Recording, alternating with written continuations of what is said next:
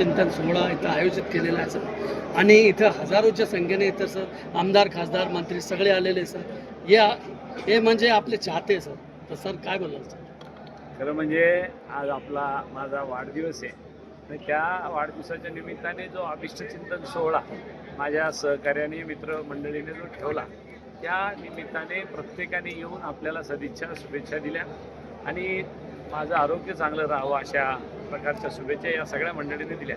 मी सर्वप्रथम त्या सगळ्यांना धन्यवाद देतो, त्यांचे आभार मानतो.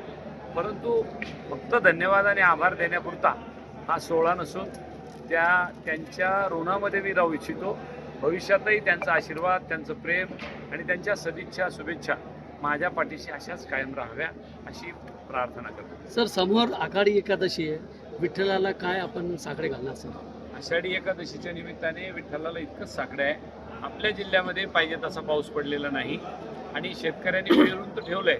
लवकरात लवकर धो पाऊस पडून दे संभाजीनगर आणि जालना जिल्ह्यामध्ये आणि सगळे शेतकरी सुखरूप होऊ दे. धन्यवाद. धन्यवाद.